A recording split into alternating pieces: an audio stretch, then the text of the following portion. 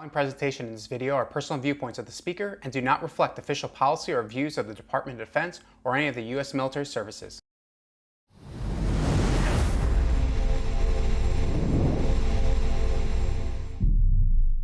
Welcome back to Shoot, Move, Communicate, where we provide training for military members to be fit for the fight in life, namely to be physically, mentally, and spiritually prepared for the violence of combat and tackling obstacles in everyday life. I'm Chris Reardon, a U.S. Marine, and today we're going to be covering the second of 6 videos regarding the physical and mental stress of combat that a warrior will likely face as related from Lieutenant Colonel Grossman's book On Combat, of which the content in this video is heavily referred to either through quotes or paraphrases. In particular, today we're going to be covering 3 important topics, which are number 1, the effects of sleep deprivation on the body, number 2, the importance of sleep discipline, and number 3, the pros and cons of using caffeine and nicotine to combat sleep deprivation. So I hope you join us in on this important conversation.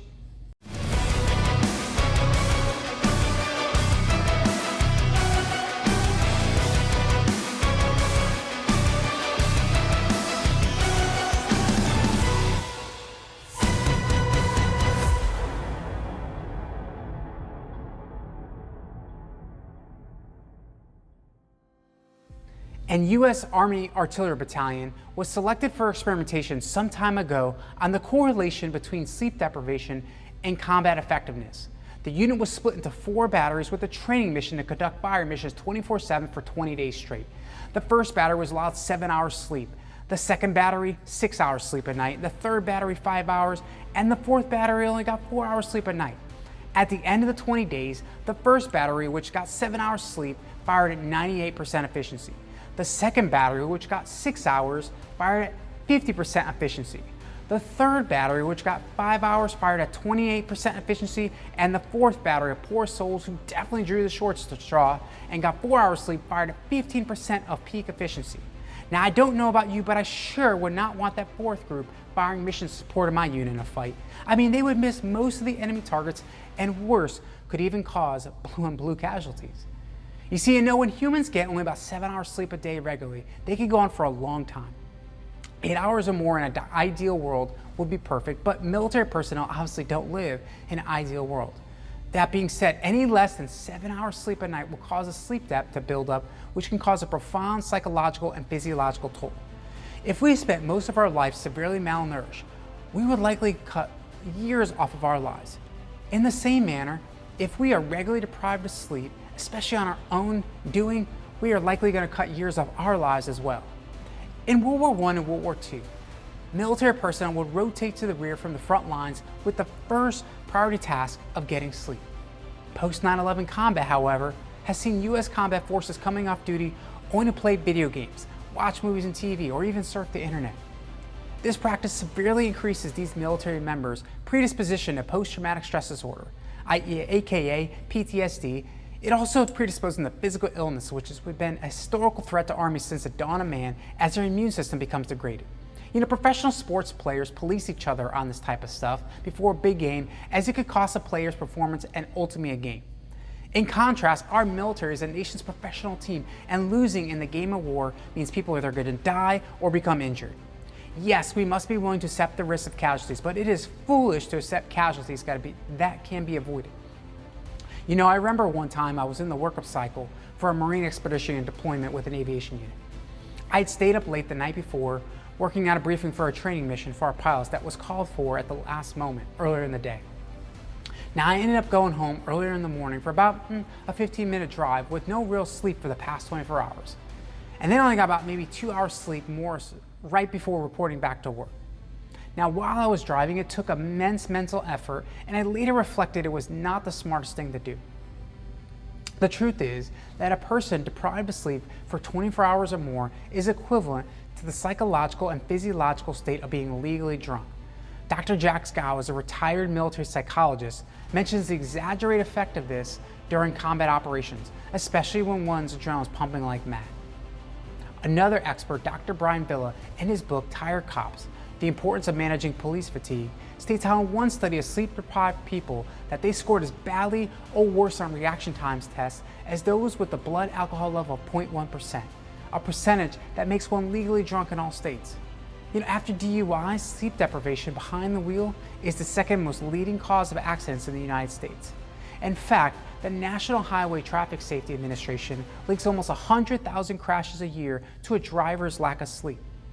Back in the 19th century, railroad engineers were required by federal law to get enough sleep.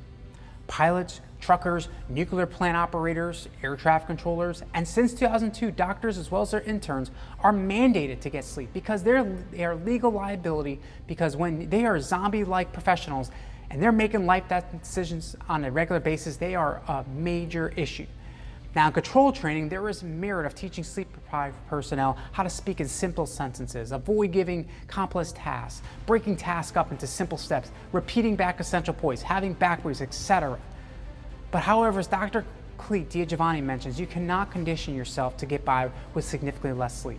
If you go through this type of training, the foot stomper should be that it has a real effect on your cognitive and physical abilities.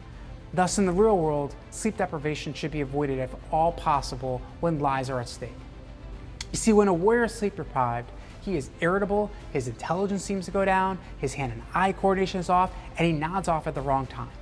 As the lead sleep researcher at Walter Reed Army Institute of Research states, Colonel Belensky, there's nothing heroic about staying up. In terms of prevention measures that could be taken to mitigate PTSD in military members, one key factor that predisposes our men and women in the fight to becoming stress casualties is insufficient sleep and physical exhaustion. As General Patton once said, fatigue makes cowards of us all. Stress is known to be a key factor in mentally disabling military warriors and veterans. If a lack of sleep is a key factor in predisposing our troops to stress casualties, physical illness, and PTSD, then it is imperative for individual military members and their leaders to practice sleep discipline. Lastly, in this session, we're going to cover the facts, basically regarding how caffeine and nicotine work on your body, and particularly, how do they really help you stay awake? You see, caffeine is a powerful and useful drug to combat the effects of sleep deprivation, but only if it is not abused. It is best to use caffeine only when necessary, such as when you wake up and right after lunch, when most of us need that perk. It is also crucial not to use caffeine 5 to 6 hours before going to bed, because this could cause your body to be awake when it should be asleep. Now, nicotine, on the other hand, does not help sleep deprivation, contrary to popular belief. Smoking does not allow one to stay awake. It only causes a potential light as well as a heat signature to an enemy combatant, which now could easily detect you in your unit position. The only way that nicotine is going to help at all is if you're basically chewing tobacco, or flakes of tobacco from your cigarette are then going to be rubbed into your eyes. This was particularly done with the 101st Airborne Division in the Battle of the Bulge, when the enemy was attacking relentlessly, day after day, night after night, making it impossible for troops to sleep because they didn't know when they would be hit again. To stay awake and alert, soldiers would take a flake of tobacco from the cigarette and drop it underneath the eyelid of their non-firing eye. It burned and stung so badly, it was impossible for them to drift asleep. Now, this is the only way nicotine will do you any good to combat sleep deprivation. So this concludes part 2 of our combat stress effects, where we have basically summed up the importance of sleep discipline to stay mentally and physically sharp in combat operations. In part 3, we're going to be covering physiological arousal and performance, particularly what does it look like to have your heart rate increase in combat. And so until then, remember, land of the free because of the brave.